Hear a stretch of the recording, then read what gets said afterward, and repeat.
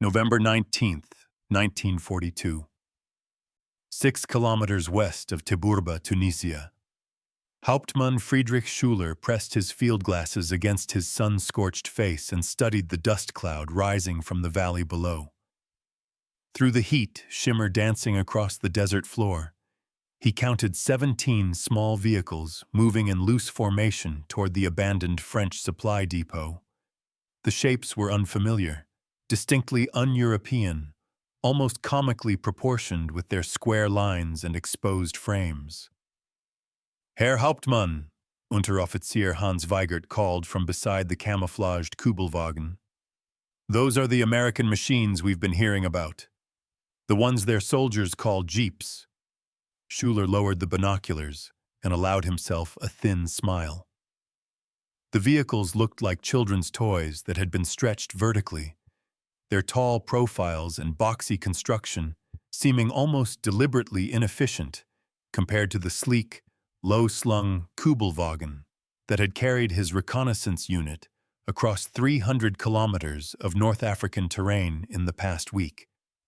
The American machines appeared too tall, too narrow, too exposed. They looked, Schuler thought, like tin cans on wheels.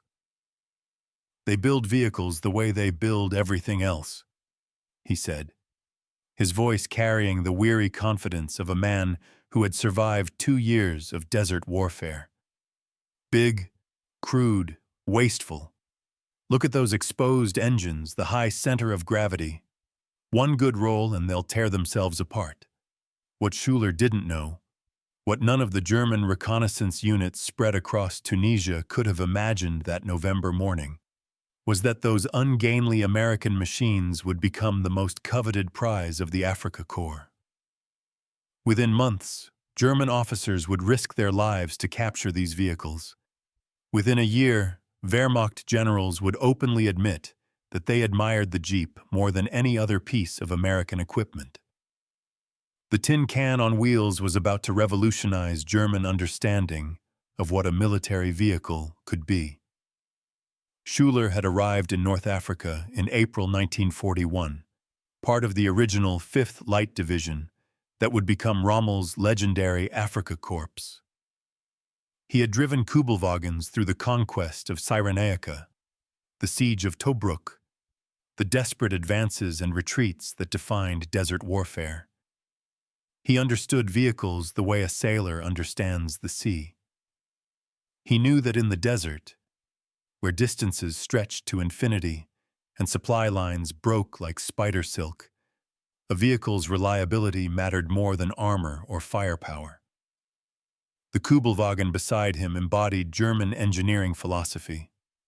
Light at 1,600 pounds, with an air-cooled engine that couldn't overheat because it had no cooling system to fail. Two-wheel drive, yes, but with such clever weight distribution that it could navigate terrain that stopped heavier vehicles cold. The vehicle could cruise at 50 miles per hour for hours without strain, sipping fuel so efficiently that it could cover 200 miles on a single tank. Schuler had nursed his Kübelwagen through sandstorms that stripped paint from metal, through wadis where flash floods had turned solid ground into treacherous mud, through nights so cold that metal contracted, and mornings so hot that the steering wheel burned through gloves. The vehicle had never failed him. It was, he believed, the finest light military vehicle ever built. Through his field glasses, he watched the American convoy reach the depot. The vehicles moved with surprising speed, their tall suspensions absorbing the rough terrain with an ease that made Schuler frown. One jeep, laden with what looked like ammunition crates stacked impossibly high, took a dip in the terrain that should have bottomed out its suspension. Instead, it bounced through without slowing, its wheels articulating independently in a way that seemed almost biological. "They're faster than they look," Weigert observed, his own binoculars tracking the convoy. "And Herr Hauptmann, look at the loads they're carrying. Those crates must weigh 200 kilos. Schuler grunted acknowledgement. The payload capacity impressed him despite himself. The Kübelwagen could carry 4 men and their equipment, perhaps 500 pounds of cargo maximum, before performance degraded dangerously. These American machines seemed to be hauling twice that, without visible strain. "Send the radio message," Schuler ordered. "American supply vehicles at the depot. Approximately 17. Request orders." While Weigert operated the radio, Schuler reflected on the past 2 weeks. Operation Torch, the massive Allied invasion of Morocco and Algeria, had changed everything. On November 8th, over 100,000 American and British troops had landed across North Africa's western coast. The Afrika Korps now faced enemies on 2 fronts, Rommel retreating from Egypt in the east, while fresh American forces pushed from the west. The Americans had brought with them a staggering amount of equipment. German intelligence reports spoke of endless convoys, supply dumps larger than entire German divisions possessed, and vehicles in quantities that seemed impossible. Every captured American position revealed the same truth. The United States possessed industrial capacity beyond German comprehension. The radio crackled. "Jaguar 6, this is Lova Command. Disengage. American armor reported moving up the valley. Withdraw to secondary position." Schuler acknowledged the order and signaled Weigert to start the Kübelwagen. As they pulled back into the concealed wadi that had served as their observation post, Schuler took one last look at the American vehicles. They were already dispersing from the depot, having loaded supplies with an efficiency that spoke of practice and organization. One Jeep mounted what looked like a machine gun on a pedestal behind the front seats. Another towed a small artillery piece that bounced along behind it, like an obedient dog. "Crude but effective," Schuler muttered, as Weigert navigated the Kübelwagen down the rocky slope. "Like everything American." The Kübelwagen's air-cooled engine buzzed contentedly, its distinctive sound a comfort after 2 years of desert service. Schuler ran his hand along the vehicle's simple dashboard, appreciating the straightforward German engineering. No unnecessary complications, no wasted material, just functional efficiency that reflected the principles of total war. What Schuler couldn't see from his retreating position was the conversation happening among the American soldiers at the depot. Staff Sergeant Robert McKinley of the 1st Infantry Division's Reconnaissance Company was distributing supplies to the Jeep crews when a young private approached him with a question that would have made Schuler reconsider his dismissal. "Sarge, why do we keep hearing the Germans try to steal our Jeeps? They've got their own vehicles, right?"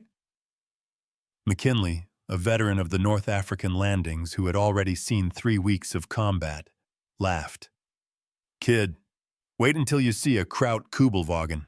Nice little car, real efficient, but it's got 2-wheel drive and about as much power as a sewing machine. Our Jeeps will go anywhere, haul anything, and keep running no matter what you do to them." The Germans figured that out real quick. The sergeant patted the hood of his Jeep, a 1942 Willys MB that had been loaded onto a transport ship in New Jersey 6 weeks earlier. "Ford and Willys are building about 4,000 of these a month. The Krauts are lucky if they get a few hundred Kübelwagens. That's the difference between us and them, kid. We've got so many we can afford to break a few. They treasure every vehicle like it's their firstborn son." The Jeep in question represented a technological and industrial achievement that German planners had dismissed as impossible. In June 1940, the United States Army had issued specifications for a light reconnaissance vehicle that seemed to violate the laws of mechanical engineering. The vehicle had to weigh less than 1,300 pounds, carry a crew of 3+ equipment, possess 4-wheel drive, generate at least 85 pound-feet of torque, and be ready for production in just 75 days. 3 companies had responded to the challenge. American Bantam, a tiny car maker on the edge of bankruptcy, had produced the first prototype. Willys Overland had followed with a more powerful design. Ford Motor Company had contributed manufacturing expertise. The final product, standardized across all three manufacturers, embodied American industrial philosophy. It was overbuilt, overpowered, and over-engineered for reliability at the expense of efficiency. The Willys MB that McKinley drove weighed 2,453 pounds, nearly 1,000 pounds heavier than the German Kübelwagen.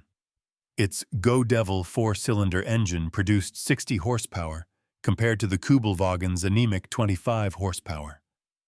Most significantly, it featured constant four-wheel drive, with a two-speed transfer case that could multiply torque for climbing impossible grades or powering through deep sand. German engineers, studying captured Jeeps in 1943, would conclude that the vehicle was wasteful, over-complex, and inefficient. They were correct on all counts. What they failed to understand was that American abundance made efficiency irrelevant. When you could build 640,000 vehicles in 4 years, when you could ship them across oceans by the thousands, when you could maintain supply chains that delivered spare parts faster than vehicles could break, efficiency became a luxury rather than a necessity. By contrast, the Kübelwagen represented the engineering of scarcity. Ferdinand Porsche had designed it in 1938 when materials were already rationed, when every kilogram of steel had to be justified, when simplicity meant survival in a resource-starved economy. The vehicle was a masterpiece of doing more with less. Its air-cooled engine required no coolant, no radiator, no water pump. Its two-wheel drive eliminated complex transfer cases and front differentials. Its lightweight meant it could float over sand that would bog down heavier machines. Hauptmann Schuler, returning to his unit's position 15 kilometers east of Teburba, understood these principles intimately. He had watched German logistics officers calculate fuel consumption down to the liter, had seen supply convoys turned back because there wasn't enough diesel to risk the round trip, had witnessed the slow strangulation of German forces as Allied air power severed supply lines across the Mediterranean. The Americans, he had heard, operated under no such constraints. They burned fuel as if petroleum reserves were infinite. They abandoned vehicles for mechanical problems that any German mechanic could fix in an hour. They discarded equipment that would be treasured in the Afrika Korps. Herr Hauptmann, Weigert said, as they approached the unit's camouflaged position in a dried riverbed, "Do you think we'll capture any of those American vehicles?" Schuler considered the question. German standing orders encouraged the capture and use of enemy equipment, especially vehicles. The Afrika Korps had been using captured British trucks for over a year, their superior carrying capacity and reliability earning grudging respect from German drivers. Some estimates suggested that captured vehicles comprised nearly half of German transport in certain sectors. "If we're lucky," Schuler replied. "Though I suspect those Jeeps will prove as disappointing as most American equipment. Too heavy, too complex, too wasteful. They'll break down in conditions where our Kübelwagens keep running." He was wrong on every count, though he wouldn't learn this for another 3 months. In February 1943, during the chaos of Kasserine Pass, Schuler's reconnaissance unit would capture 2 abandoned American Jeeps. What he discovered about those vehicles would shatter every assumption he held about American engineering, American logistics, and the nature of industrial warfare itself. For now, in November 1942, Schuler knew only what he could see. The Americans had landed with overwhelming force, bringing equipment in quantities that seemed absurd. Their vehicles looked crude and inefficient. Their soldiers, mostly green troops experiencing their first combat, made mistakes that cost lives. The Afrika Korps, veteran of 2 years of desert warfare, remained confident that German skill and experience would overcome American material advantage. The mathematics of destruction, however, were already being calculated in factories 6,000 miles away. In Toledo, Ohio, the Willys Overland plant was completing 1 Jeep every 2 minutes.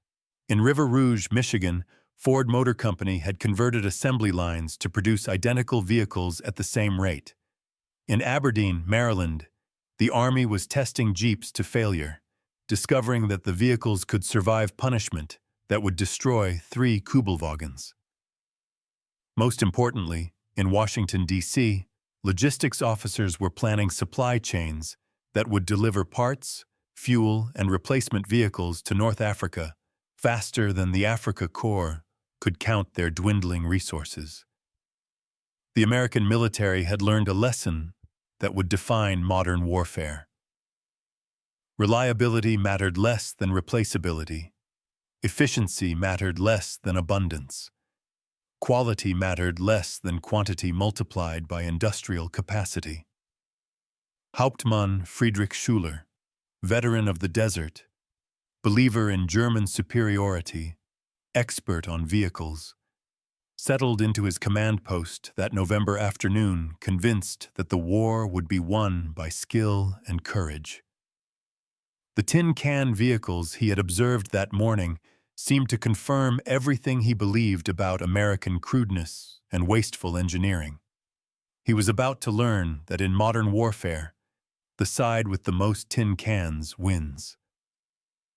The story of how a tin can on wheels became America's secret weapon began on a sweltering June afternoon in 1940, 6,000 miles from the Tunisian desert, where Hauptmann Schüler would first observe them.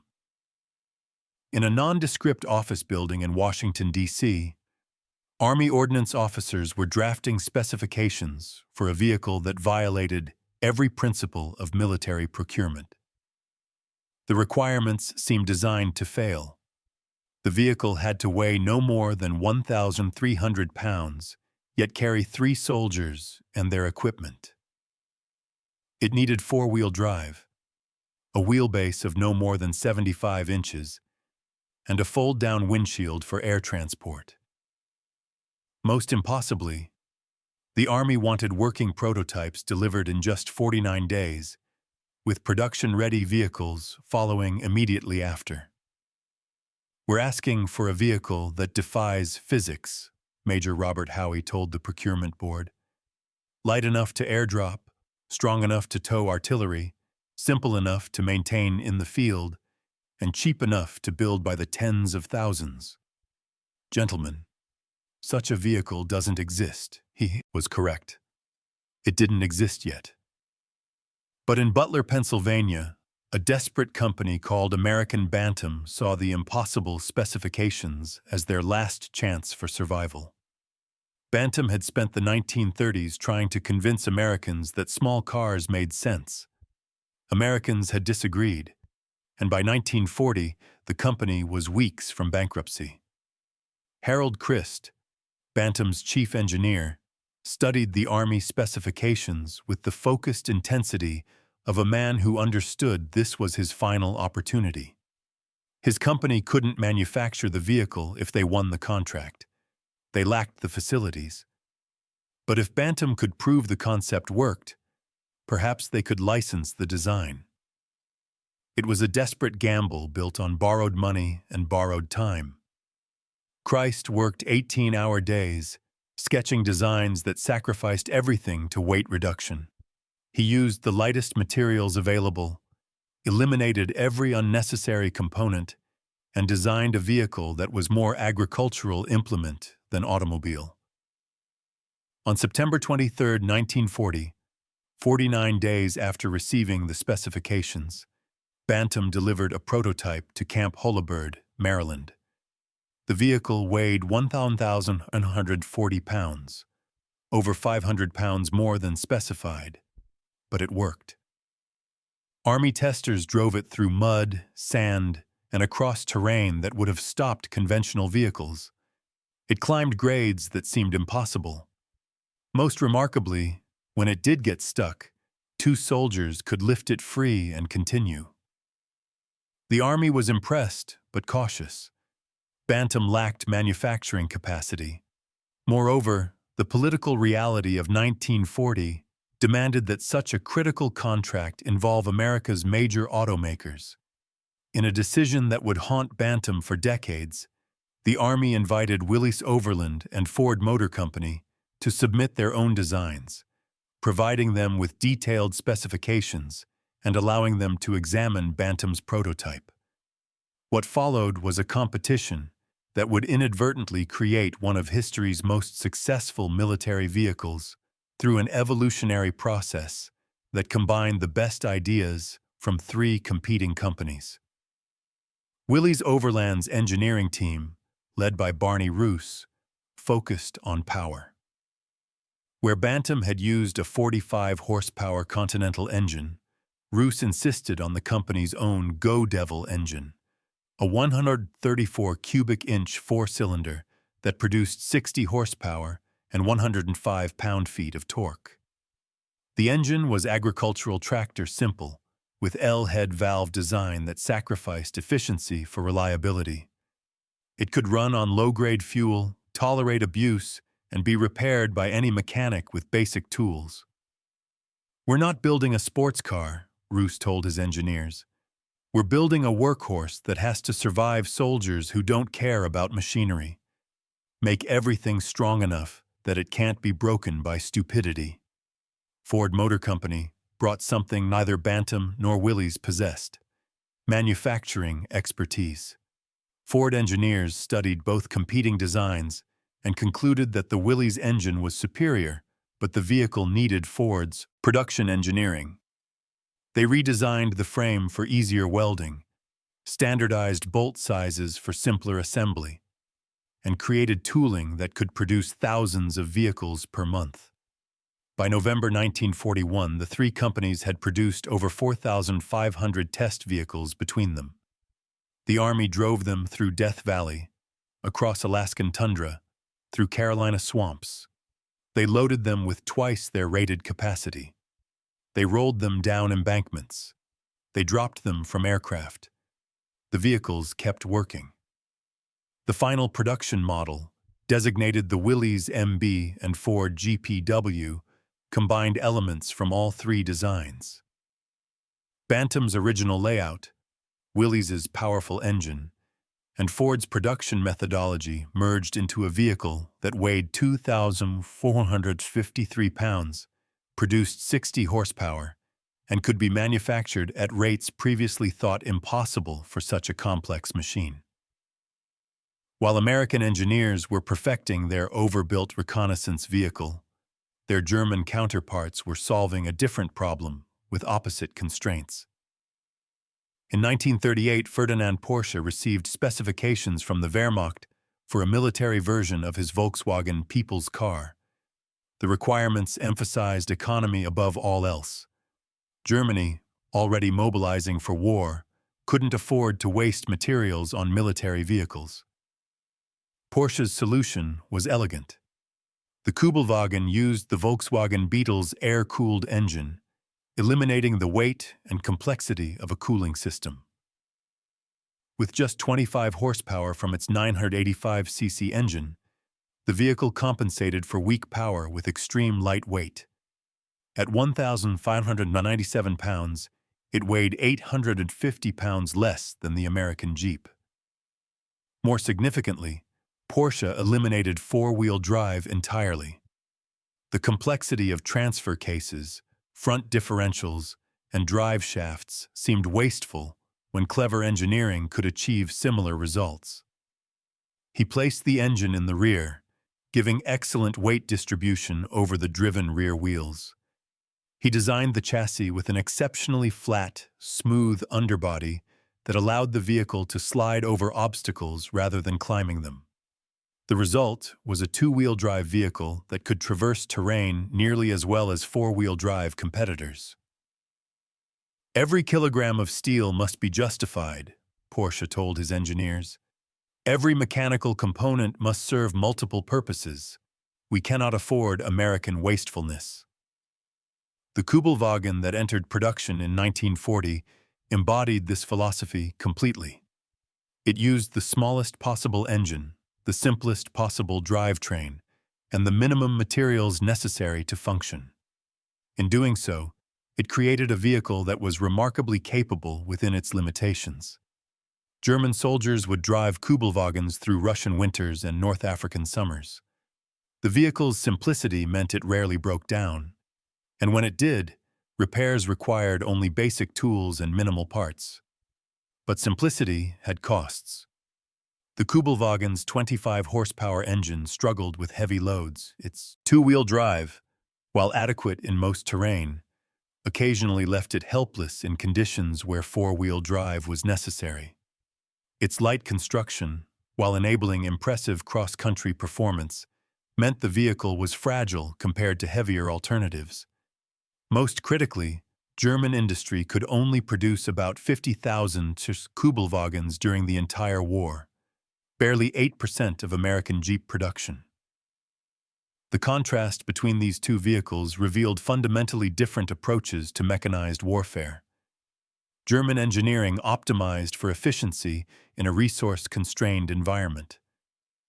Every aspect of the Kübelwagen's design reflected the reality that Germany lacked the raw materials, the fuel, and the manufacturing capacity to build vehicles the American way. American engineering, by contrast, optimized for abundance. The Jeep was deliberately overbuilt, overpowered, and overcomplicated because American industry could afford the excess. The vehicle used more steel, more rubber, more fuel than strictly necessary. It incorporated redundant systems and safety margins that would have been considered wasteful in German calculations. This philosophical difference extended to every aspect of the vehicles. The Jeep's four-wheel drive system added 400 pounds of weight and reduced fuel economy by 30%. German engineers, calculating with pencils and slide rules, would never have accepted such inefficiency. American engineers, backed by factories that could produce 60,000 Jeeps monthly at peak production, considered it cheap insurance. The Jeep's 60-horsepower engine consumed fuel at rates that horrified German logistics officers. A fully loaded Jeep traveling cross-country might achieve only 10 miles per gallon. The Kübelwagen, by comparison, could manage 30 miles per gallon under similar conditions. But American fuel production in 1942 exceeded 1.8 billion barrels annually. Germany, including all synthetic production and Romanian imports, managed just 33 million barrels. The Americans could afford to burn 3 times more fuel per vehicle because they possessed 50 times more fuel.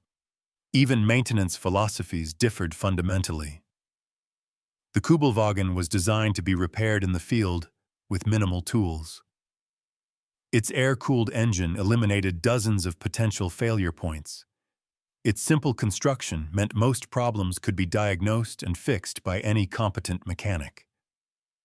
The Jeep, paradoxically, was designed not to be repaired at all.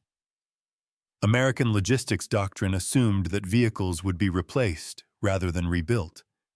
When a Jeep's engine failed, the entire vehicle would be sent to rear area depots, while a fresh replacement was issued from seemingly infinite stocks. This approach seemed insane to German officers accustomed to coaxing every possible mile from their limited vehicle fleet. Lieutenant Colonel Charles Codman, serving as Patton's aide in North Africa, recorded an incident that illustrated this difference perfectly. In March 1943, his Jeep developed transmission problems after hitting a crater at speed. The vehicle still ran, but shifted roughly. "I reported the issue to the motor pool," Codman wrote in his diary. The sergeant glanced at it for maybe 30 seconds, then said, "Sir, we'll get you a new one. This one's shot." I protested that it only needed adjustment. He looked at me like I was crazy. "Sir, we got 1,200 Jeeps in this sector. Why waste time fixing one when we can just swap it?" 20 minutes later, I was driving a replacement. My shot Jeep, which probably needed 2 hours of work, was loaded onto a truck with a dozen others heading to a depot somewhere. This casual attitude toward equipment maintenance would have been prosecuted as sabotage in the Wehrmacht. German motor pools tracked every liter of oil, every replacement part, every hour of maintenance labor. Vehicles were kept running through mechanical ingenuity and sometimes outright improvisation. Afrika Korps mechanics became legendary for their ability to repair vehicles using scavenged parts and field expedients. But ingenuity couldn't overcome mathematics. By November 1942, when Hauptmann Schuler first observed American Jeeps near Teburba, the production disparity had become overwhelming. The Willys plant in Toledo was completing one Jeep every 2 minutes around the clock. Ford's factories matched that pace. Combined, American production exceeded 5,000 Jeeps monthly, a number that would climb to 10,000 by 1944. Germany, struggling to produce tanks, aircraft, and ammunition while under constant Allied bombing, allocated limited resources to Kübelwagen production. The Volkswagen plant at Wolfsburg, the only facility building the vehicles, could manage perhaps 500 monthly at best. Moreover, production was irregular, interrupted by material shortages, labor problems, and air raids. The first American Jeeps arrived in North Africa in November 1942 as part of Operation Torch. The massive invasion brought 107,000 troops and over 10,000 vehicles ashore in Morocco and Algeria. Among these vehicles were approximately 3,000 Jeeps, distributed across reconnaissance units, artillery batteries, and headquarters companies. German intelligence officers, studying captured equipment manifests, initially dismissed the Jeep as another example of American industrial excess. Their reports described a vehicle that was unnecessarily heavy, wasteful of fuel, and overcomplicated for its intended role. These assessments would prove spectacularly wrong. The first combat encounters revealed capabilities that German planners hadn't anticipated. American reconnaissance units used Jeeps to cover terrain that would have required motorcycles or light armored cars in German doctrine. The vehicles carried heavy machine guns that could be fired from mounted positions, transforming them into mobile weapons platforms. They towed anti-tank guns and small artillery pieces at speeds that allowed rapid deployment and withdrawal. Most surprisingly, the Jeep survived punishment that would have destroyed Kübelwagens. American drivers, accustomed to abundant equipment, operated the vehicles with a casualness that shocked German observers. They drove at maximum speed across broken terrain, took jumps that launched the vehicle airborne, and generally abused the equipment in ways that should have resulted in immediate mechanical failure. The vehicles kept working. The heavy frames absorbed impacts that would have bent lighter construction. The powerful engines maintained performance even when filters clogged with desert sand. The four-wheel drive pulled vehicles through situations where two-wheel drive would have left them stranded. Obergefreiter Klaus Hartmann, a mechanic with the 21st Panzer Division, examined a captured Jeep in January 1943 and filed a report that reached Rommel's headquarters. The American vehicle is built with extraordinary redundancy. Where German design uses one component, the Americans use two. The frame could support twice the vehicle's weight. The engine produces twice the necessary power. The transmission is sealed and lubricated in a manner suggesting they expect the vehicle to operate without maintenance. Most significantly, every component is standardized and interchangeable. I could disassemble this vehicle and reassemble it from parts taken from 5 different vehicles without modification. This is not efficient engineering. This is industrial warfare. Hartmann's report was filed and forgotten, one of thousands of intelligence assessments that accumulated in German archives. His insights, however, identified the fundamental truth about the Jeep. It wasn't a better vehicle in the traditional sense. It was a vehicle designed for a different kind of war, one where industrial capacity trumped engineering elegance, where quantity multiplied by standardization created overwhelming advantage. By February 1943, 3 months after Hauptmann Schuler first observed American Jeeps, German officers throughout Tunisia were quietly ordering their men to capture the vehicles whenever possible. The tin cans on wheels had proven themselves indispensable. What had seemed like crude American over-engineering revealed itself as deliberate design for the realities of industrial warfare. Schuler himself was about to receive an education in these realities. In the chaos of the Kasserine Pass offensive, his reconnaissance unit would capture 2 abandoned Jeeps. What he learned from those vehicles would shatter his confidence in German engineering superiority and reveal uncomfortable truths about the war's inevitable conclusion. The mathematics were already clear to anyone who could see past doctrine and prejudice. America was building 640 Jeeps for every 100 Kübelwagens Germany produced. More importantly, America could afford to build vehicles that were deliberately over-engineered, overbuilt, and wasteful because their industrial capacity made efficiency irrelevant. The tin can on wheels was about to teach the Wehrmacht a lesson about modern warfare. In the age of industrial production, the crude but abundant would always defeat the elegant but scarce. February 20th, 1943, 14:45 hours, 15 kilometers south of Kasserine Pass, Tunisia. The smoke from burning American vehicles hung in the afternoon air like a funeral shroud. Hauptmann Friedrich Schuler stood in the turret of his command vehicle, surveying the chaos of what had been, 6 hours earlier, a functioning American defensive position. The offensive had gone better than anyone expected. Rommel's attack through Kasserine Pass had shattered the inexperienced American II Corps, sending entire battalions fleeing in disorder.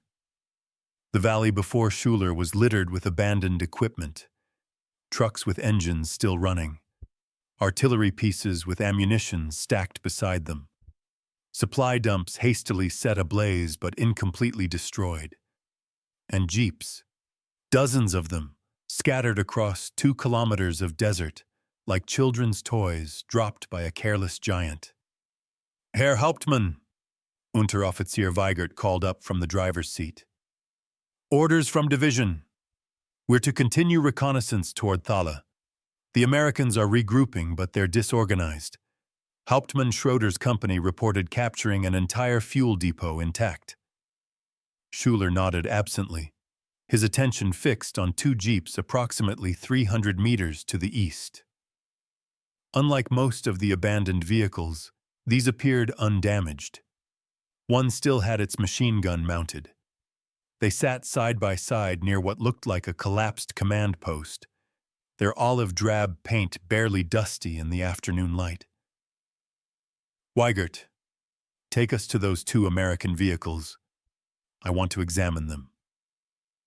The Kübelwagen buzzed across the broken ground, its lightweight and clever suspension absorbing the rough terrain with practiced ease. Schuler had been driving this particular vehicle for 8 months, longer than most Afrika Korps soldiers kept any machine. It had survived sandstorms, Allied air attacks, and the constant mechanical stress of desert operations through nothing more than good maintenance and German engineering. They pulled alongside the first jeep. Schuler jumped down, his boots crunching on gravel still warm from the afternoon sun. Up close, the American vehicle looked even cruder than he remembered from his first observation 3 months earlier. The bodywork was simple stamped steel, flat panels bolted to an exposed frame. The engine compartment was a maze of hoses and wiring that seemed deliberately complex. But the machine gun mounted behind the front seats was a Browning .50 caliber, and there were 3 metal ammunition cans strapped to the vehicle's sides. Schuler walked around the Jeep slowly, running his hand along the frame. It was built like a tank, heavy steel construction that seemed wastefully over-engineered for a light reconnaissance vehicle. "See if it runs," he told Weigert. His Unteroffizier climbed into the driver's seat, studied the controls for a moment, then turned the ignition. The engine caught immediately, settling into a steady rumble that was noticeably louder than the Kübelwagen's refined buzz. Thick blue smoke puffed from the exhaust for a few seconds before clearing. "Fuel gauge shows half full, Herr Hauptmann. All instruments appear functional." Schuler examined the second Jeep and found it equally operational, though this one had taken what looked like small arms fire through the canvas top. Both vehicles had been abandoned in working condition, simply left behind in the American retreat. The casual waste of functional equipment troubled him more than he wanted to admit. "We're taking them both," Schuler decided. "You'll drive one, I'll take the other. Bring the Kübelwagen. I want to test these American machines properly." Weigert's eyebrows rose slightly. "Sir, we're supposed to be conducting reconnaissance." "This is reconnaissance, Unteroffizier. Intelligence wants information on American equipment capabilities. We'll provide it." Schuler's tone carried the edge of command that ended discussions. "Besides, if these vehicles are as valuable as captured equipment reports suggest, we should understand why." They spent 15 minutes transferring essential equipment from the Kübelwagen to the Jeeps. Radios, water cans, ammunition, and navigation equipment. Schuler kept his binoculars and maps close, settling into the driver's seat of the first Jeep, with the practiced movements of a man who had driven dozens of vehicles. The seat was surprisingly comfortable, wider and better padded than the Kübelwagen's bucket seats. The steering wheel felt solid in his hands. The pedals were well positioned. For all its crude appearance, someone had thought carefully about the driver's interface. He studied the controls. The gear pattern was stamped on the shift knob. The transfer case had 3 positions marked with English words he couldn't read, but the positions were self-explanatory. The engine idled roughly, vibrating the entire vehicle in a way that suggested power barely contained. "Follow me," Schuler called to Weigert, who had mounted the second Jeep. "We'll make a circuit north, then swing back to the main column. Let's see what these American toys can actually do." He engaged the clutch, found first gear, and released. The Jeep lurched forward with surprising eagerness, the engine's torque catching him off guard. He corrected quickly, adding throttle as the vehicle accelerated across the broken ground. The ride was harsh, the stiff suspension transmitting every bump and dip directly to the seat. But the power was undeniable. The Jeep climbed a slight rise without downshifting, its 60 horsepower moving the heavy vehicle with authority that the Kübelwagen's 25 horses could never match. Schuler shifted to second gear, then third, bringing the speed up to 40 kilometers per hour, across terrain that would have required careful navigation in his usual vehicle. The first real test came unexpectedly. Cresting a low ridge, Schuler found himself facing a wadi he hadn't spotted from lower elevation. The depression was perhaps 3 meters deep with steep banks on both sides, the kind of obstacle that required careful route planning in the Kübelwagen. He had momentum and decided to commit rather than stop. The Jeep plunged down the forward slope with a violence that would have rolled a lighter vehicle.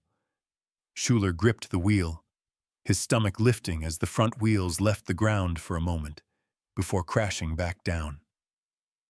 The suspension compressed with a metallic groan, then extended as the vehicle bottomed out in the wadi's sandy floor. Without thinking, Schuler kept his foot down. The rear wheels bit into sand, all four wheels clawing for traction as the Jeep attacked the opposite bank. The grade was perhaps 40 degrees, steep enough that he could see only sky through the windshield. The engine roared, the transmission whined, and the vehicle simply climbed. At the top, Schuler stopped and sat for a moment, his hands shaking slightly on the wheel. He turned to look back at the wadi. A Kübelwagen would have required careful descent, a different exit point, probably assistance from the crew to push through the deep sand.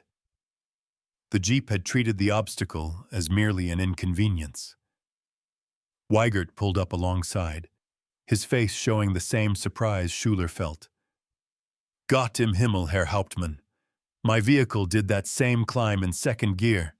I barely touched the throttle. Continue, Schuler ordered, his voice tight. 20 kilometers north, then east to intercept the main column.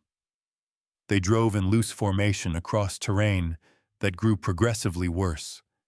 February rains had left patches of mud that looked treacherous. Schuler deliberately steered toward one, wanting to test the Jeep's limits.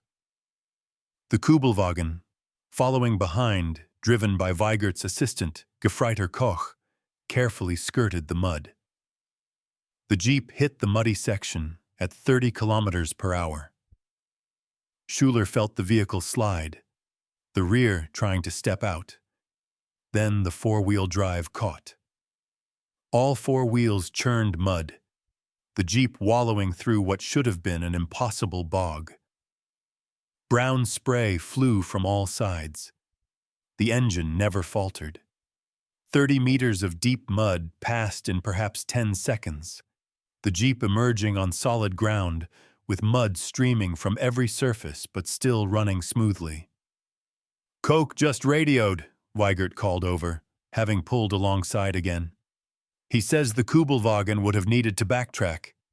He's impressed, Herr Hauptmann. So am I. Schuler said nothing, accelerating instead. The uneven ground became his testing ground. He pushed the Jeep across terrain he would never attempt in a Kübelwagen. Steep grades, loose scree, patches of soft sand, dried stream beds with rocks that scraped the undercarriage with alarming sounds. The Jeep absorbed everything, its heavy construction and powerful engine combining to create capabilities that seemed to violate the laws of vehicle dynamics. After 40 minutes of punishment that should have broken something, the Jeep showed no signs of distress. The engine temperature remained normal despite the sustained high-power operation. The transmission shifted smoothly. The only damage was cosmetic, scrapes and dents in the bodywork that affected nothing mechanical. Schuler finally pulled to a stop on a flat section of desert. He climbed out, walked around the vehicle, and studied it with new eyes. The crude appearance now revealed itself as functional simplicity. The exposed frame allowed easy access for repairs. The simple body panels could be hammered back into shape or replaced entirely.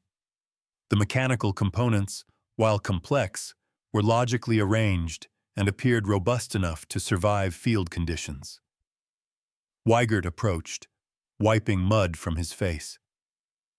Sir, with respect, this vehicle is remarkable. In the Kübelwagen, we would have required twice the time to cover this distance, and we would have avoided most of the terrain you just crossed. I don't understand how the Americans built something like this.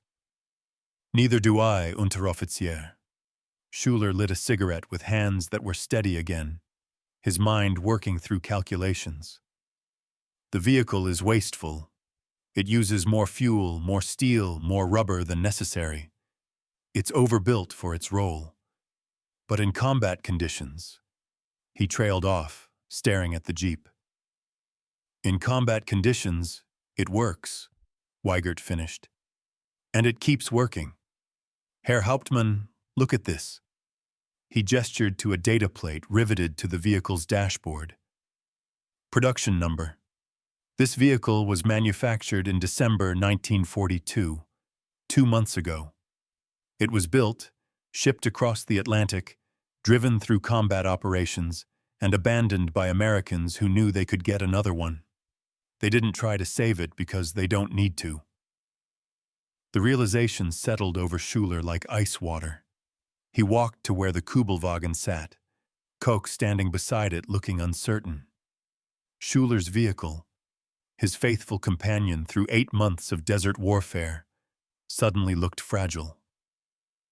Its light construction, so clever and efficient, now seemed inadequate.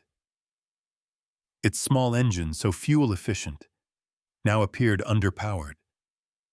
Its two-wheel drive, usually sufficient, now represented a fundamental limitation. "Koch, take the Kübelwagen to the main column," Schuler ordered. "Weigert and I will continue in the American vehicles. Tell whoever asks that we're field testing captured equipment." "Jawohl, Herr Hauptmann." Koch climbed into the Kübelwagen, started the engine, and drove away. The vehicle's refined buzz faded into the distance, and Schuler felt something he couldn't quite name. Not quite regret, but close. He climbed back into the Jeep, and Weigert followed in the second vehicle. They drove north in silence, both men processing what they had learned. The terrain grew rougher, and Schuler found himself unconsciously choosing routes he would never attempt in a Kübelwagen. Steep climbs, loose surfaces, obstacles that would require careful navigation in his usual vehicle. The Jeep simply powered through everything. An hour into their circuit, they encountered a disabled German half-track that had thrown a track while attempting to climb an embankment. The crew was working to repair it, but the vehicle weighed over 8 tons, and getting proper leverage seemed impossible without recovery equipment. Schuler pulled alongside. "Can we assist?" The half-track's commander, a lieutenant from the 10th Panzer Division, looked skeptical. "With respect, Herr Hauptmann, you're in a light vehicle. We need a proper recovery truck." "Let me try something." Schuler reversed the Jeep, positioning it at an angle to the half-track. He found the towing shackle mounted to the Jeep's rear bumper, a design feature he hadn't noticed earlier. Weigert helped attach a towing cable. "Herr Hauptmann, this is not advisable," the lieutenant protested. "That American vehicle weighs perhaps 1,200 kilograms. My half-track weighs 8,000. You'll damage the vehicle or break the cable." Schuler ignored him. He engaged the transfer case low range, feeling the mechanical multiplication of torque. First gear, low range, four-wheel drive. He let out the clutch slowly, feeling the Jeep squat as tension came into the cable. The engine note deepened but didn't labor. Schuler added throttle carefully. The cable went bar-tight. The Jeep's rear wheels bit into sand, all 4 wheels clawing for purchase. The half-track resisted, its broken track dragging against the embankment. Schuler added more throttle, the engine now roaring. Metal creaked. Something had to give. The half-track moved. Not much, perhaps a meter, but it moved. The crew scrambled to reset the track while the vehicle was repositioned. 3 pulls later, the half-track was on level ground with its track repaired. The lieutenant approached Schuler with something like awe on his face. "Herr Hauptmann, that should not have been possible. I've seen recovery vehicles smaller than that half-track fail to move it. The Americans build everything with more power than necessary," Schuler replied, keeping his voice neutral. "It's wasteful, but effective." He drove away before the conversation could continue, not trusting himself to discuss what he was beginning to understand. They continued their reconnaissance circuit, encountering 3 more abandoned Jeeps over the next 2 hours. Each was functional, each simply left behind by Americans who retreated faster than they could organize vehicle recovery. At one site, Schuler found a destroyed American supply truck with its cargo still partially intact. Among the supplies were spare parts for jeeps, entire engines in crates, transmissions, wheels with tires already mounted. The Americans were shipping complete replacement assemblies, not repair parts. They could swap an entire engine in the field faster than German mechanics could rebuild one. More disturbing was the sheer quantity. The manifests scattered among the wreckage indicated this single truck carried enough parts to completely rebuild 6 jeeps. One truck. Schuler had seen German supply convoys that carried fewer parts for entire divisions. As afternoon faded toward evening, they reached the main German column. The scene was one of controlled chaos, with vehicles and men preparing defensive positions. Schuler reported to his superior, Hauptmann Werner Schroeder, at the divisional reconnaissance headquarters. Schroeder looked up from maps spread across the hood of his command vehicle. "Schuler, good. I need you to... Wait, where is your Kübelwagen?" "I sent it with coke, sir. We captured 2 American jeeps and I wanted to conduct field evaluation." "And?" Schuler hesitated, choosing words carefully. "The vehicles are crude but effective.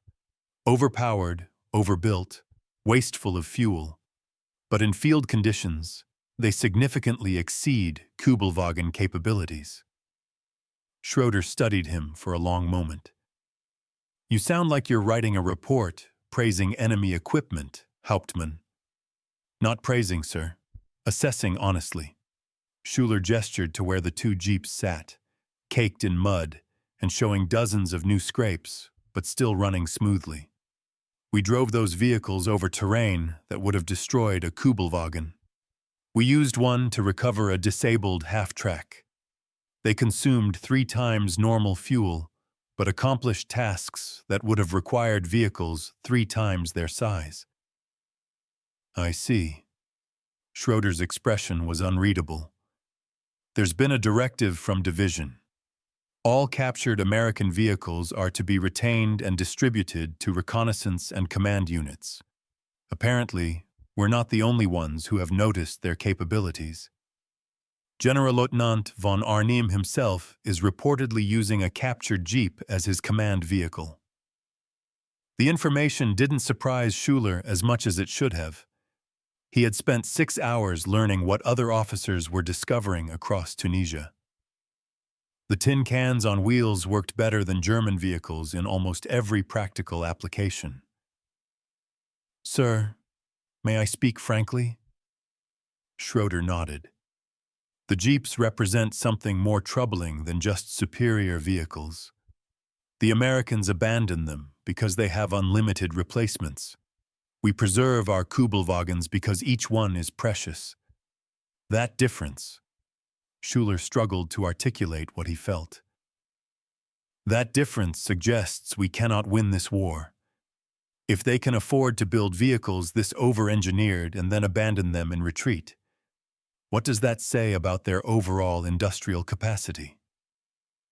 Schroeder was quiet for a moment. Around them, German soldiers were digging foxholes, positioning anti-tank guns, preparing for the American counterattack everyone knew was coming. The men looked confident, victorious after today's success. They didn't understand what Schuler was beginning to grasp. "Write your report, Hauptmann," Schroeder finally said. "Include your observations about American industrial capacity. Division intelligence will want to see it." "But Schuler?" He waited until Schuler met his eyes.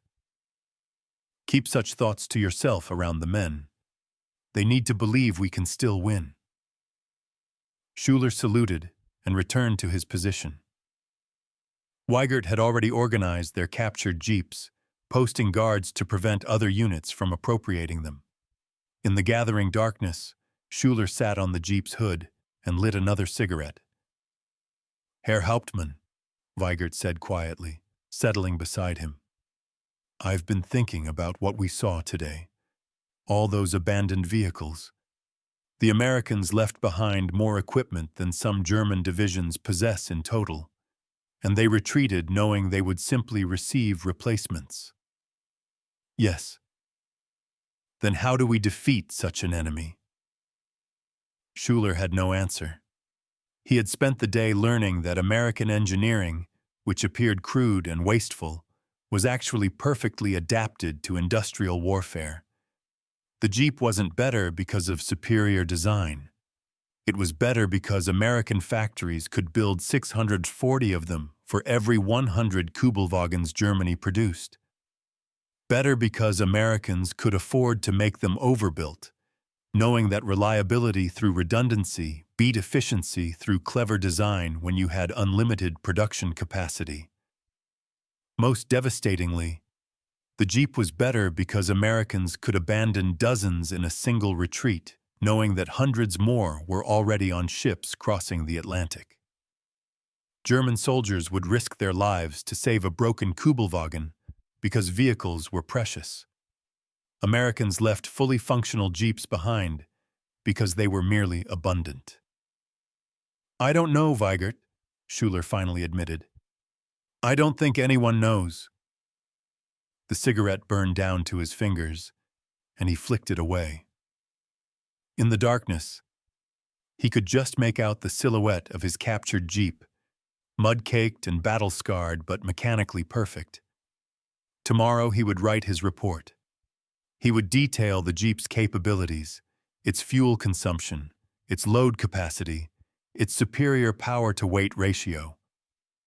But what he couldn't write in an official report was the creeping certainty that had settled over him during 6 hours of driving an American vehicle. Germany was fighting a 20th-century war with 19th-century logistics. They were conserving every resource, optimizing every design, squeezing maximum effectiveness from minimum materials. The Americans were wasting resources on purpose because they had discovered something German planners refused to accept. In industrial warfare, the side that could afford to waste resources would always defeat the side that had to conserve them. The tin can on wheels had taught Hauptmann Friedrich Schuler a lesson he would carry for the rest of his life. The war was not being decided by superior tactics, better training, or Germanic courage. It was being decided in factories in Toledo and Detroit, where vehicles were built so abundantly that losing dozens meant nothing, and so robustly that soldiers could abuse them without care. Around him, German soldiers settled into defensive positions for the night, still confident in their victory at Kasserine Pass. They didn't see what Schuler now understood. Today's tactical success was meaningless against the strategic reality represented by those abandoned Jeeps. The Americans would be back tomorrow, with more vehicles, more men, more equipment. And when German forces destroyed or captured those, more would arrive the day after. And the day after that.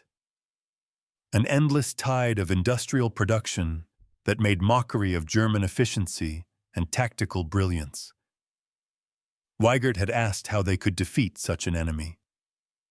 As Schuler tried to sleep in the cold Tunisian night, the terrible answer kept him awake.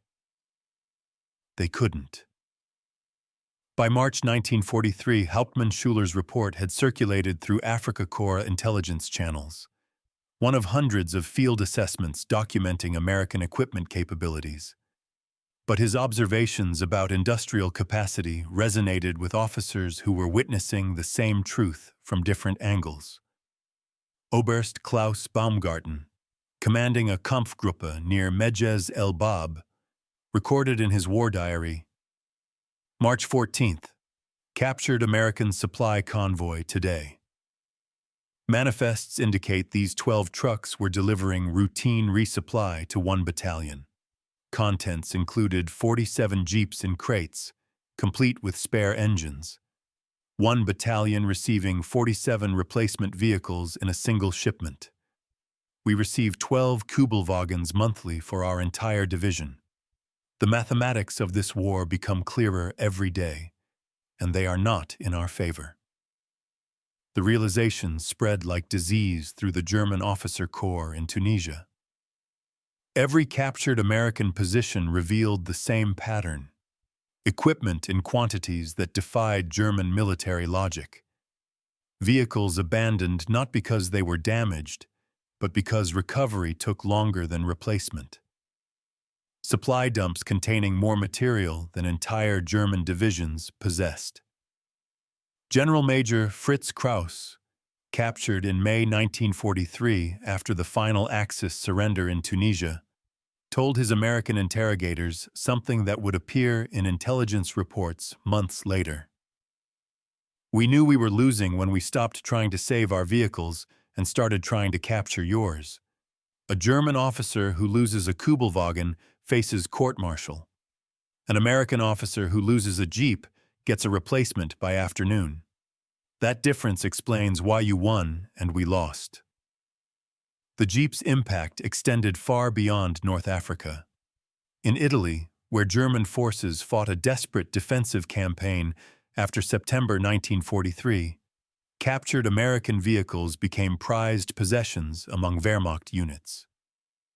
Hauptmann Ernst Weber, commanding a mountain infantry company in the Apennines, wrote to his wife in December 1943, "We captured 2 American Jeeps during yesterday's counterattack.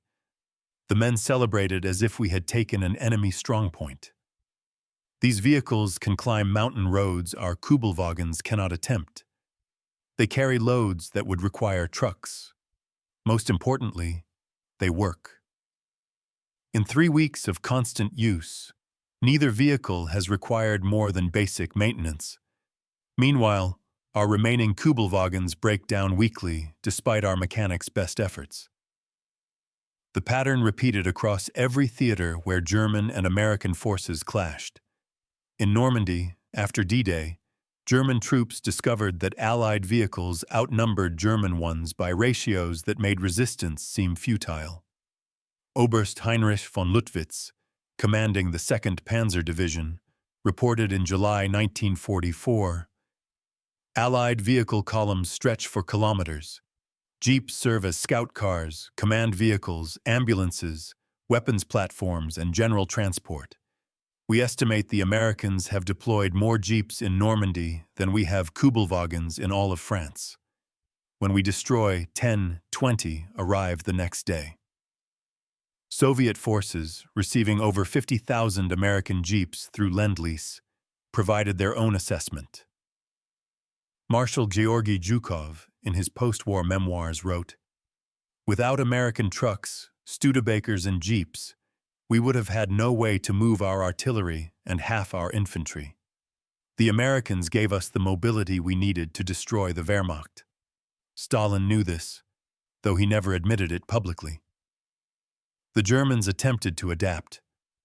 In late 1943, Volkswagen designers proposed an improved Kübelwagen with 4-wheel drive and increased power. The Type 86 prototypes performed admirably in tests, matching or exceeding Jeep capabilities. But production costs would be 40% higher than standard Kübelwagens, and manufacturing capacity couldn't be spared from tank and aircraft production. The project was cancelled. Instead, German forces increasingly relied on captured vehicles. By 1944, captured American Jeeps comprised significant percentages of reconnaissance units' transport. Some estimates suggested that certain divisions operated more captured vehicles than German-manufactured ones. This dependence created its own problems. Fuel was the most critical.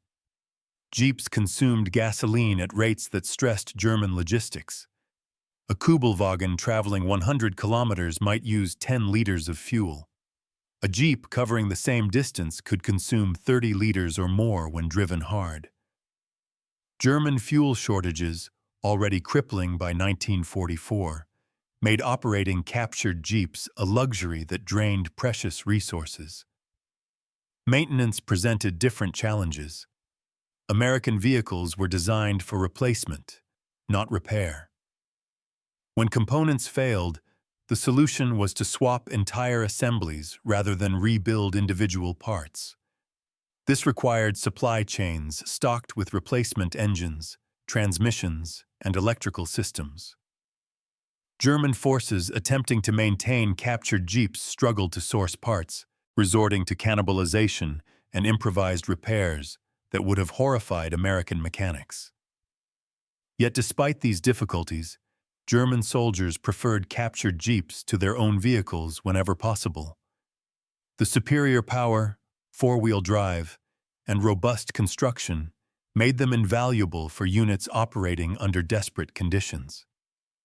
SS Obersturmbannführer Joachim Peiper, commanding a Kampfgruppe during the Battle of the Bulge, used captured American vehicles extensively. In December 1944, his column included dozens of captured trucks and jeeps repainted with German markings. When his own vehicles ran out of fuel near Stoumont, Peiper attempted to capture American fuel supplies specifically to keep his captured vehicles running. The irony of fighting with enemy equipment fueled by enemy gasoline was not lost on German officers. American forces eventually learned to exploit this dependence. In late 1944, Allied intelligence instructed units to booby-trap abandoned vehicles. Grenades wired to ignition systems, explosives hidden in fuel tanks, and mechanical sabotage that would cause failures miles from the abandonment site. German soldiers, initially eager to capture functional vehicles, became cautious. The psychological impact of the Americans casually sacrificing valuable equipment to create traps deepened German understanding of the resource disparity. The Jeep's versatility continued surprising German observers throughout the war. Beyond basic reconnaissance and transport, American ingenuity transformed the vehicle into dozens of specialized roles that German doctrine hadn't anticipated. Jeeps mounted with multiple .30-caliber machine guns became mobile anti-aircraft platforms.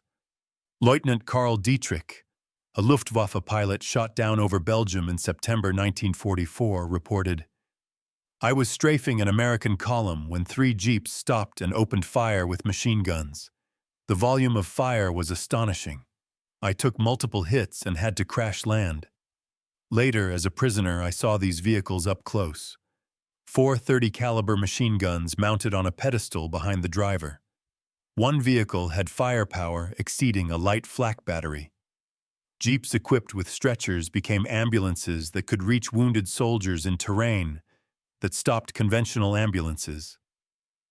Medical officers praised their ability to evacuate casualties from forward positions. Jeeps mounting 37mm anti-tank guns created highly mobile tank hunters. Jeeps with radio equipment became mobile command posts. Jeeps fitted with rail wheels operated on captured railway lines, exploiting infrastructure faster than German defenders could sabotage it. This adaptability reflected American military culture's emphasis on improvisation and field modification.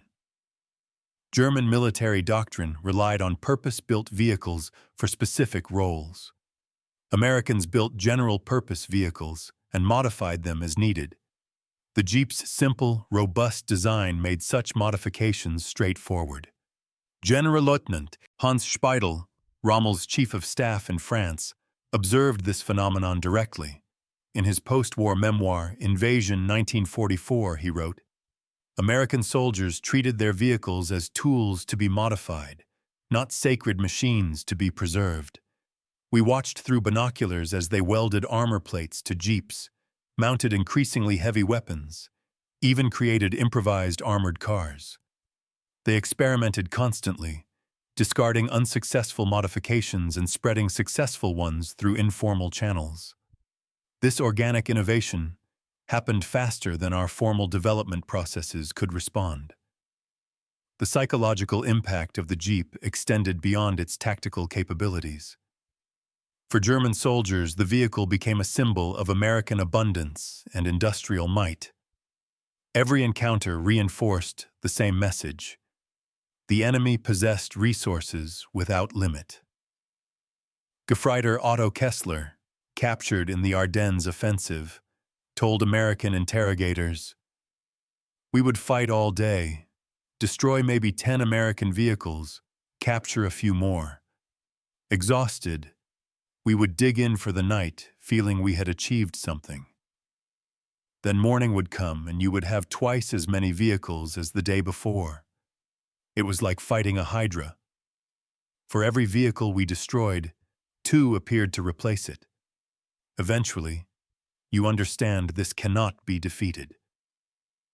This demoralization affected German combat effectiveness more than tactical defeats.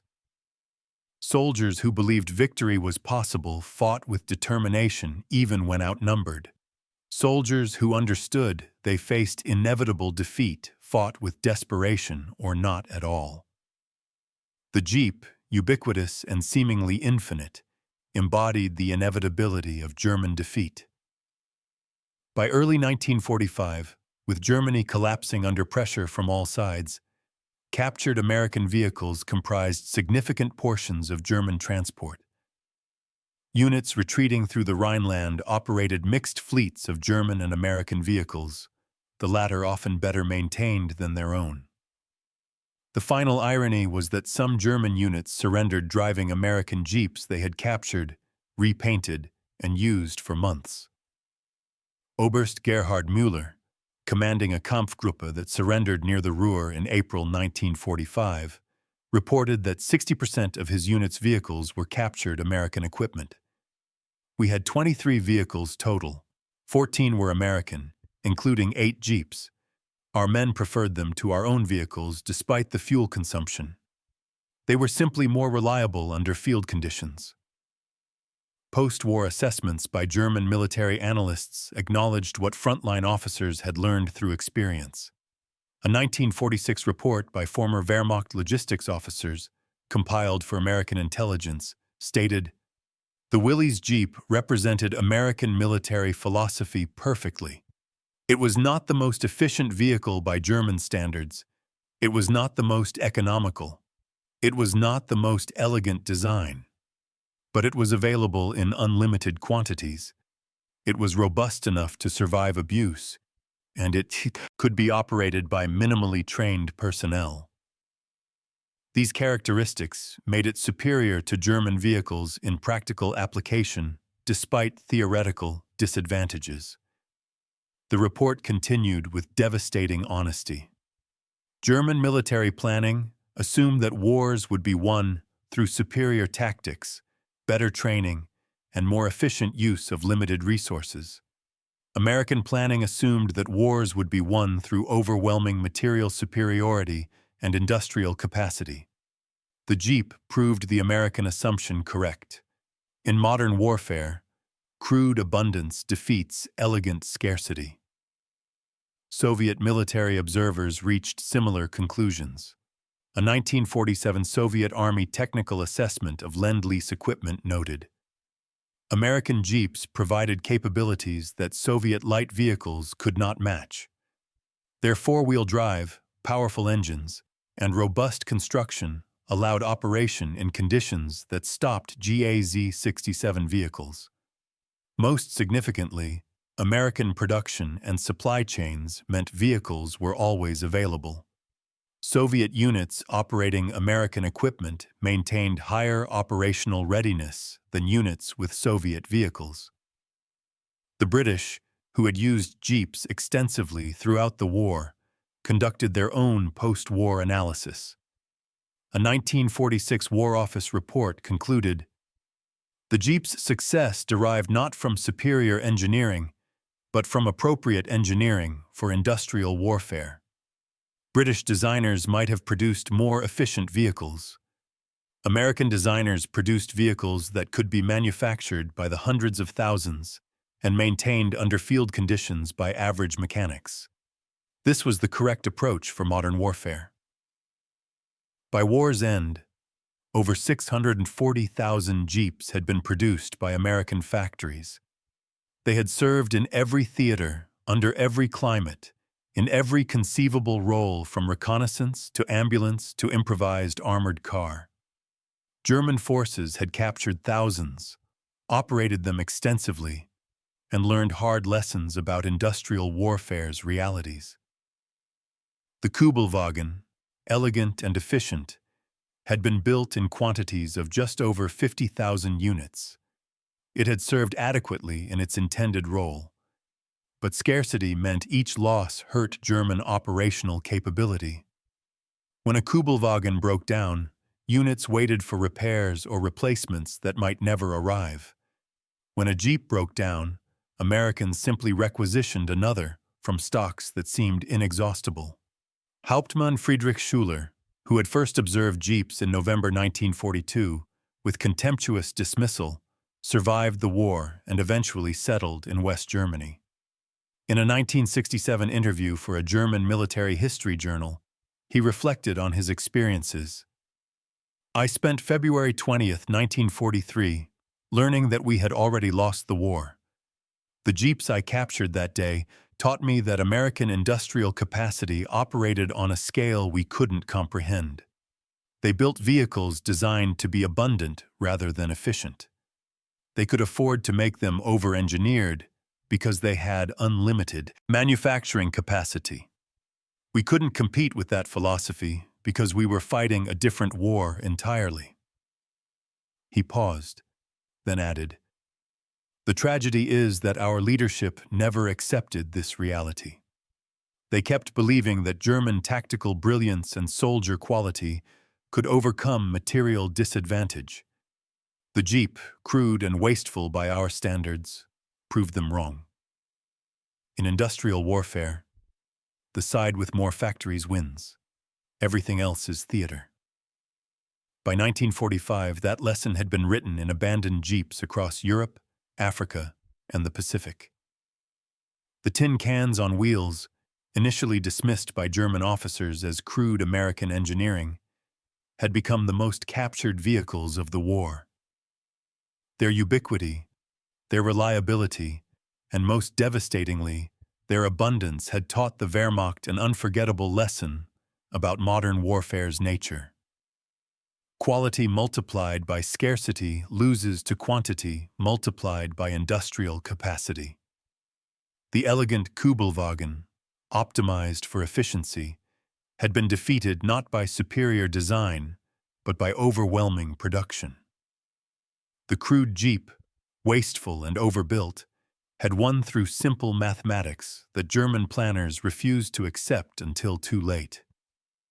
The war had been decided not on battlefields, but in factories. And in that contest, there had never been any doubt about the outcome. The factories that produced the vehicles which taught the Wehrmacht its final lesson operated on a scale that German planners had dismissed as impossible propaganda. In Toledo, Ohio, the Willys Overland plant employed 15,000 workers operating 3 shifts around the clock. At peak production in 1943, the assembly lines completed 1 Jeep every 2 minutes. 24 hours a day, 7 days a week, another Jeep rolled off the line, was tested, painted, and prepared for shipment. Harry Keaton, a line supervisor at the Willys plant, recalled in a 1985 interview, "We had workers who'd never seen an automobile factory before Pearl Harbor. Housewives, farmers, kids barely out of high school. We trained them in a week and put them on the line. 6 months later, they were building Jeeps that German mechanics with 20 years' experience couldn't match. It wasn't because we were better. It was because we had designed the vehicle to be built by regular people, not master craftsmen." The River Rouge plant in Michigan, where Ford produced its GPW variant, achieved similar numbers. Combined, American production exceeded 5,000 Jeeps monthly by 1942, climbing to 10,000 monthly by 1944. The vehicles poured from factories faster than ships could transport them. By 1943, Jeeps were being stored in vast outdoor lots, hundreds of vehicles waiting for convoy space across the Atlantic. Contrast this with German production. The Volkswagen plant at Wolfsburg, the sole producer of Kübelwagens, managed perhaps 500 vehicles monthly at its peak. Production was irregular, interrupted by material shortages, labor problems, and Allied bombing. The disparity was 20-1 at best, often worse. But raw numbers only told part of the story. American factories produced vehicles designed for mass production. Every component was standardized. A carburetor from a Toledo-built Willys fit perfectly into a River Rouge Ford.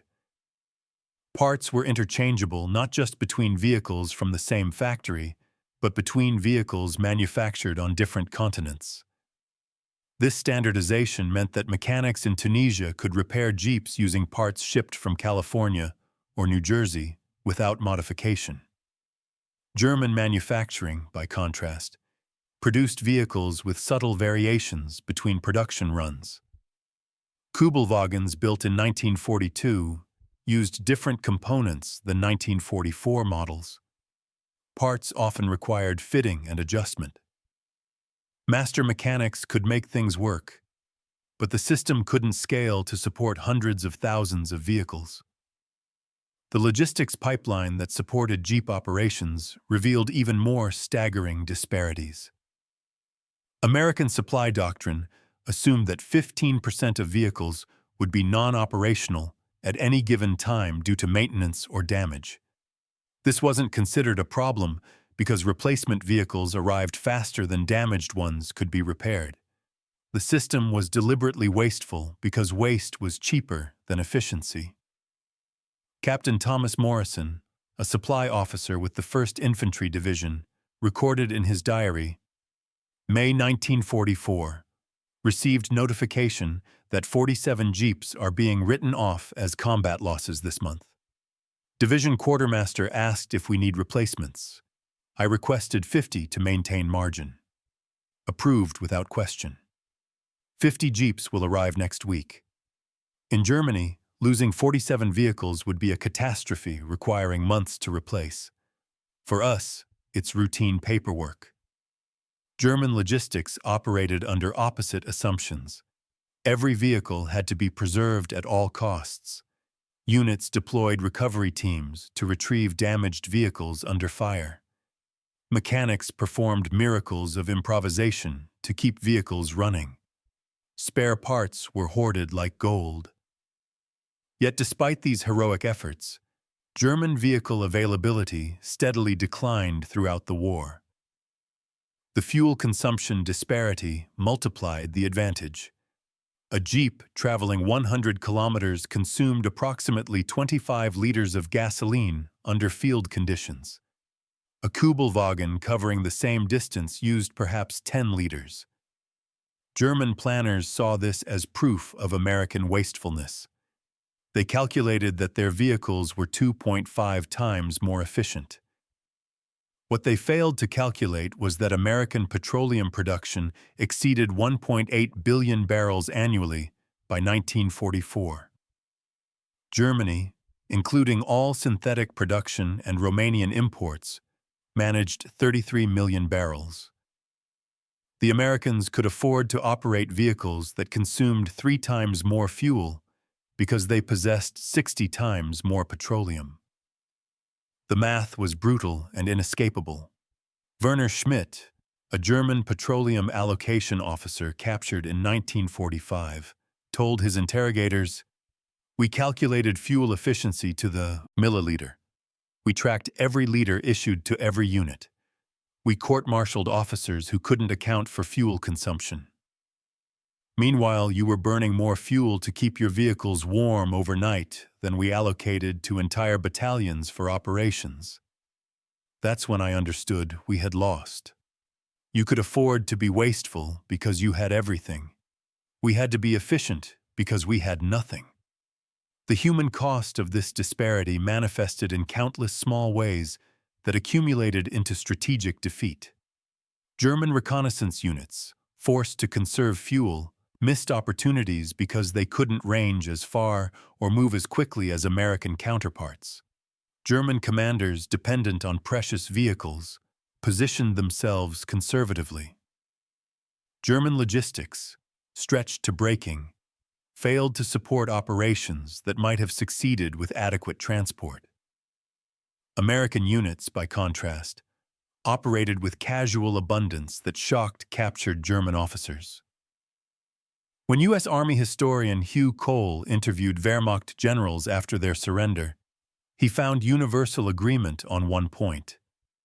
As General Oberst Alfred Jodl stated in his interrogation, "We admired many aspects of American equipment: your artillery, your aircraft, your naval power. But what we admired most, what we most wanted to capture, were your jeeps. Not because they were technically superior to our vehicles, but because you had so many that losing them meant nothing, while capturing them meant everything to us." Generalfeldmarschall Albert Kesselring, who commanded German forces in Italy, was more direct. "The Jeep symbolized everything we were fighting against: American industrial capacity, American abundance, American confidence that resources were unlimited. Every time we captured one, we understood more clearly that we were losing. Every time we saw you abandon 10 more, we knew we had already lost." This understanding spread through the German military hierarchy in the war's final years. Officers who had dismissed American equipment as crude in 1942 were requesting captured jeeps in 1944. Units that had mocked American engineering were operating fleets of captured vehicles by 1945. The transformation from contempt to desperate dependence took less than 3 years. The production statistics told the story with mathematical finality. Between 1941 and 1945, American factories produced 640,000 jeeps. Germany manufactured 50,500 Kübelwagens during the same period. The ratio was 12.7 to 1. But this understated the true disparity because American production accelerated throughout the war, while German production declined under Allied bombing and material shortages.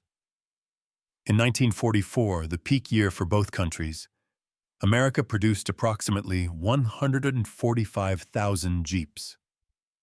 Germany managed perhaps 9,000 Kübelwagens. The ratio had widened to 16 to 1. By 1945, German production had collapsed to hundreds monthly, while American factories continued their relentless output until August. These vehicles supported completely different military machines. American divisions in Europe typically operated 600 to 800 vehicles of all types. German divisions were fortunate to have 300, and by 1945, many operated with fewer than 100. The mobility disparity meant American units could concentrate, strike, and disperse faster than German forces could react. Tactical brilliance couldn't overcome the simple fact that the enemy could move 3 times faster because they had 3 times more vehicles. The final irony came in the war's last weeks. As German units surrendered across Europe, many drove to captivity and captured American vehicles. The parking areas at POW processing centers filled with jeeps bearing German markings. Vehicles that had been captured, repainted, operated, and finally returned to American control. Staff Sergeant Frank Patterson, processing German prisoners near the Ruhr in April 1945, recorded an encounter that captured the war's essential truth. A German officer, a Hauptmann, drove up in our own jeep to surrender his unit. I asked him where he got it. He said they'd captured it in Tunisia in 1943, had been using it ever since. 2 years, this vehicle had operated behind German lines. The Hauptmann told me through our interpreter that it was the best vehicle his unit ever had. Never broke down, he said. Just needed fuel and basic maintenance. Then he asked if we'd give him one after the war ended. He was serious. I told him to get in line behind about 10,000 other Germans who wanted the same thing. Hauptmann Friedrich Schüler, who had first observed jeeps with contempt in November 1942, spent the final months of the war commanding a reconnaissance unit, equipped almost entirely with captured American vehicles. His Kübelwagen, faithful companion through North Africa and Italy, had finally broken down permanently in February 1945. No replacement parts existed. The vehicle was cannibalized to keep other Kübelwagens running for another few weeks. Schüler surrendered to American forces in Austria on May 7, 1945, driving a captured jeep he had operated for 6 months. The vehicle had 45,000 kilometers on its odometer, had been through 3 major campaigns, and still ran smoothly. He left the keys in the ignition and walked away without looking back. In a 1970 memoir published privately, Schüler wrote about that moment. I had spent 3 years learning that I was wrong about everything. Wrong about American engineering. Wrong about industrial warfare. Wrong about what wins modern wars. The jeep I surrendered in Austria was better maintained than any German vehicle I'd seen in months, despite being operated under field conditions by soldiers who had no training in its maintenance. It simply worked, the way everything American simply worked. Not because they were better engineers than us, but because they could afford to make things that worked despite abuse rather than requiring perfect maintenance. The memorial to this lesson sits not in museums but in the vehicles that followed. After the war, nations around the world adopted the Jeep's philosophy, if not its exact design. The Soviet GAZ-69, the British Land Rover, the Japanese Toyota Land Cruiser, all descended from lessons learned by observing American abundance in action. The age of elegant, efficient light vehicles had ended. The age of robust, simple, mass-produced utility vehicles had begun.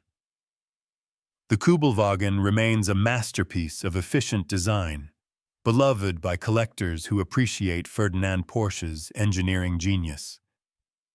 In museums and private collections, restored examples demonstrate what could be achieved with minimal resources and maximum cleverness.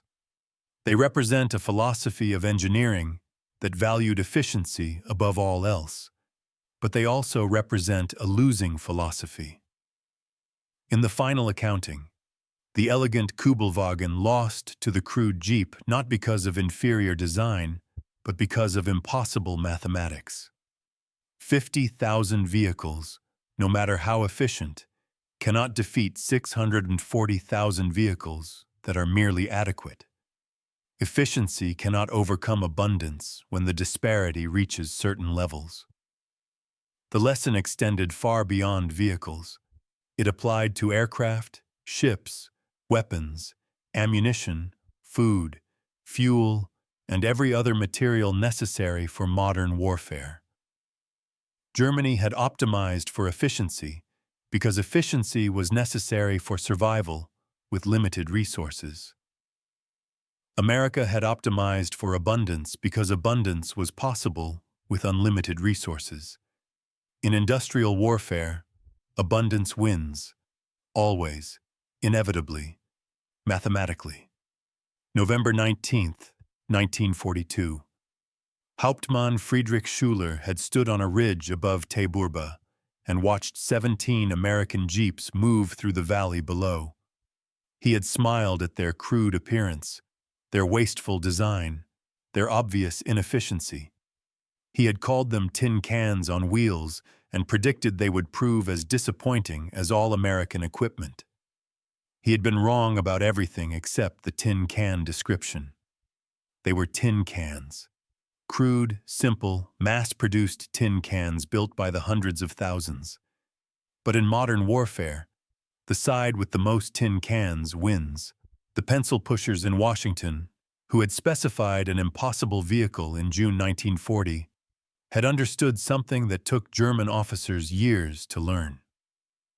Industrial warfare wasn't won by the most efficient vehicles, the best trained soldiers, or the most brilliant tactics. It was won by the side that could build more of everything and accept that abundance mattered more than elegance. The Jeep was never the best light military vehicle by German engineering standards. It was just the vehicle that won the war, built by workers who had never seen a factory before, operated by soldiers who treated it like a disposable tool, and replaced faster than the enemy could destroy them. 640,000 tin cans on wheels. Against this industrial avalanche, German efficiency, tactical brilliance, and soldier quality meant nothing.